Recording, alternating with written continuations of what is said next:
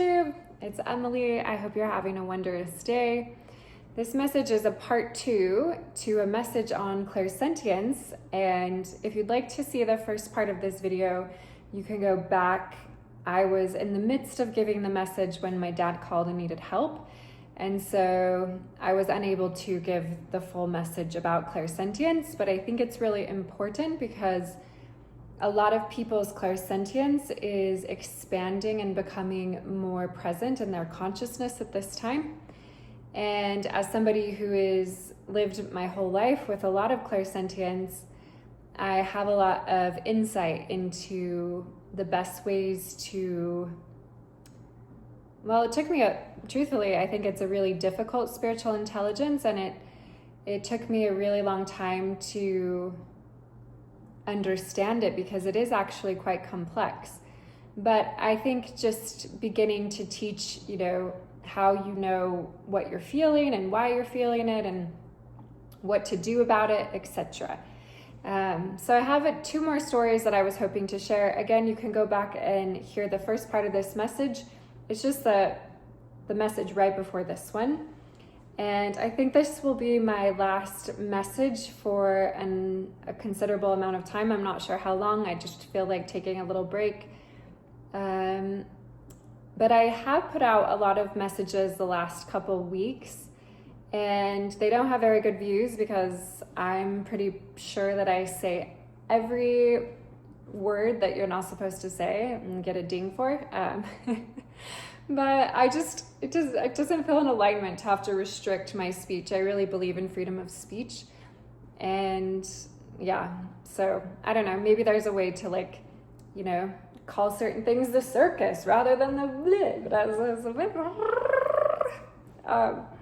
Anyway, so I want to begin. Oh, my little flame. It's like, hello, I want to be in the camera. just a little winter light. Okay, so here we go. Let us begin with another story that I had planned to tell in yesterday's story, which was I'm with my sister and we are downtown in Salt Lake City, and our homes are very near each other at this particular moment in time. So we're driving in my car back home, and there's this little juice shop that we love, Just Organic Juice, if anyone knows it, in Salt Lake City. So we're driving by and she's like, I really want an acai bowl. And I was just like, no, you can't have it. And I would never normally do that, but it was very just clear, no, we cannot stop for an acai bowl. I didn't feel any threat. It wasn't I don't know, it was just no. It was just a loud no in my energy field, and I was just no, I can't, I have to get home.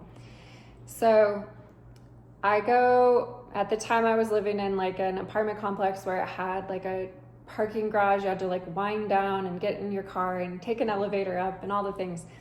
I get to my front door and I put the key in and I unlock and I open my door, and smoke is just comes flying out of my house. I was like, oh my God. I run into my apartment. I had a candle that maybe my cat had tipped, or maybe the flame had leapt or something, but I guess I had left a candle burning, and the flame had leapt to an overhanging lampshade, a light on the kitchen counter, and it was on fire. My cat was in my bedroom hiding, and my whole apartment was filling up with smoke. So immediately I got bowls and just started throwing water on it and got it out, opened the windows and made sure my cat was okay. But had we stopped to get the acai bowl, that would have been a disaster, and I cannot even fathom what I would have felt like if I had burnt my cat. Yeah, so clairsentience can really save the day when you just listen to it.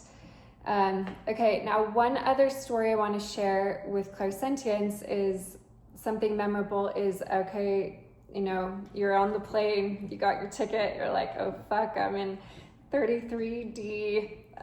You're like, just please let it be someone normal, like all the feelings, especially if you're really clairsentient and sensitive, it's like, you kind of have like fingers crossed. This was a flight that I was taking last minute up to Seattle to see some friends. And so I had a shit seat, and I get back and the row's empty. I'm like, okay. So I sit down and I have the window seat. And within a few minutes, the people who are sitting with me show up and they sit down. And the guy sits down next to me, and immediately I'm like, oh, I'm gonna throw up. Like, I'm gonna puke. So I had to go into, this was like, I felt like it was like an initiate level training. I had to go in this deep meditation the entire flight up to Seattle, from Salt Lake to Seattle. And I eventually realized that the man next to me had cancer. I was able to like understand what was going on.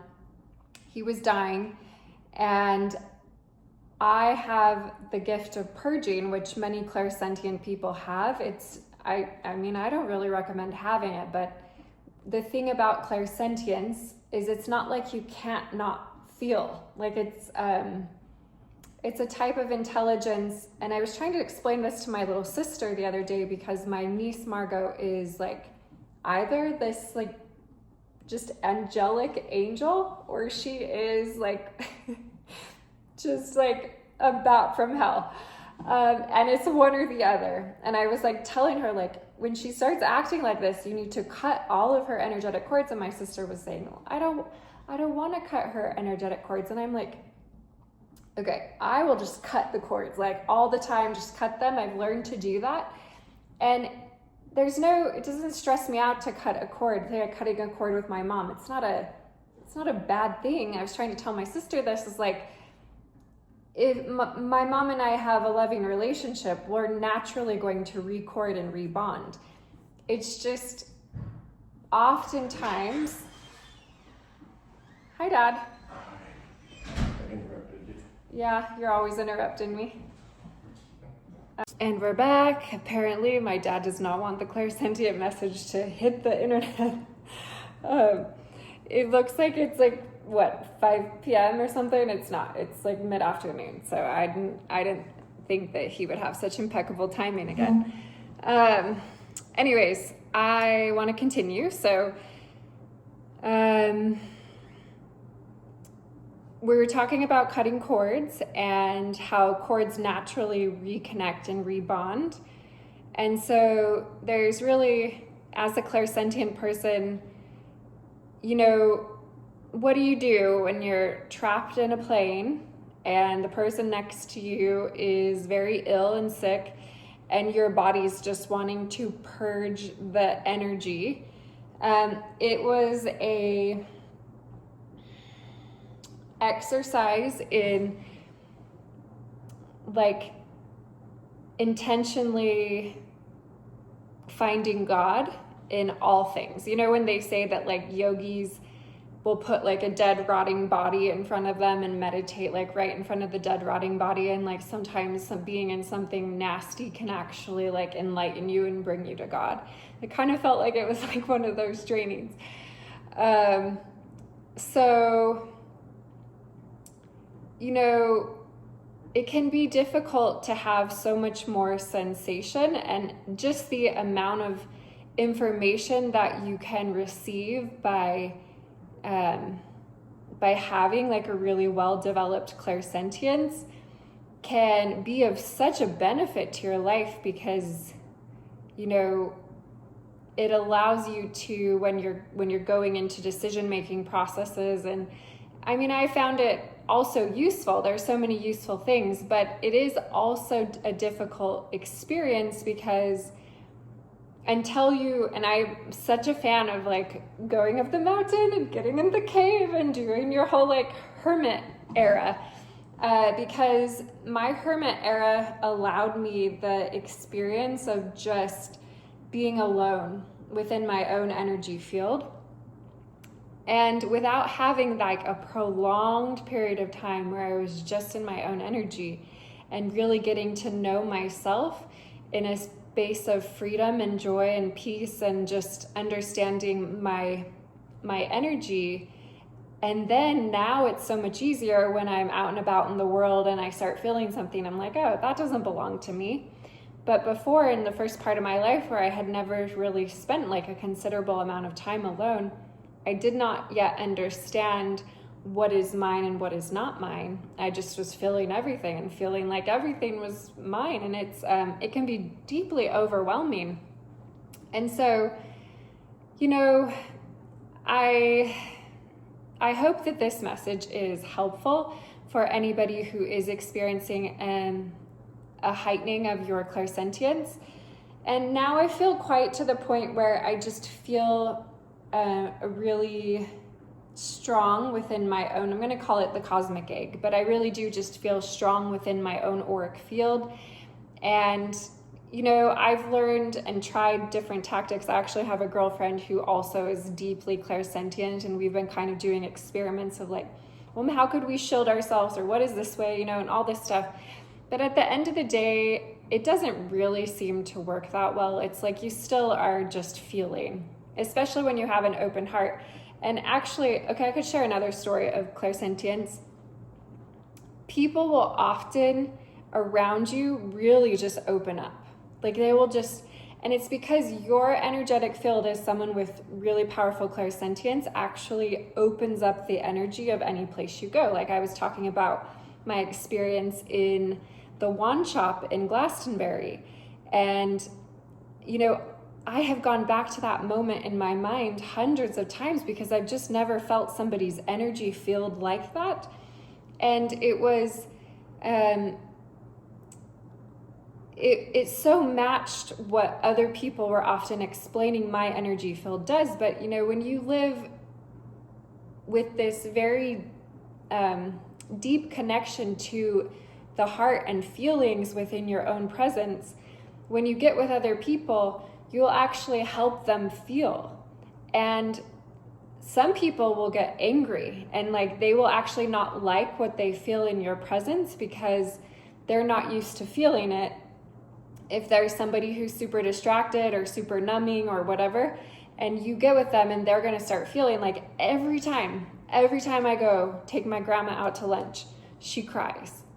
And I like ask my sister, my mom, my brother, like everyone, does grandma cry when you're with her? And everyone's like, no, grandma doesn't cry when I'm with her. But for whatever reason, I go spend time with her and she always just bursts into tears and I feel, having had the experience of being deeply clairsentient my whole life, like I am used to people being like, I don't know why I'm telling you this, but I'm just like divulging my deepest secret to you right now.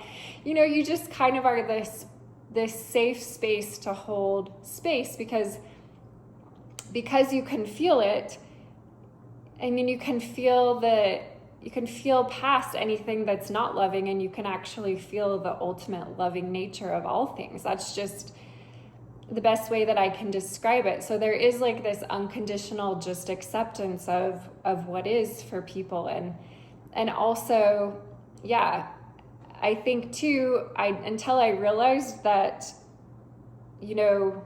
some of the times in my life where people have like really slammed the door on me and rejected me because being around me was like opening them up to having to feel or process some emotions that they did not or were not ready to feel or process.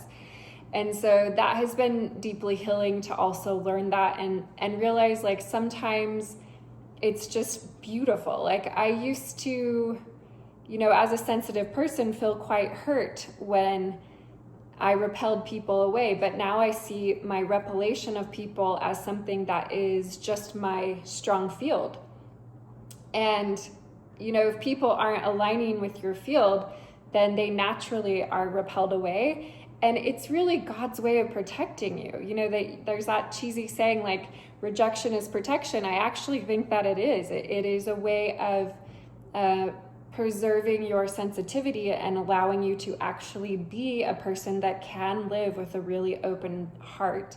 And yeah, so for anyone out there who is deeply clairsentient, I would love to hear any of your own experiences, similar things that you could share, or yeah. Okay, that's the end of this message.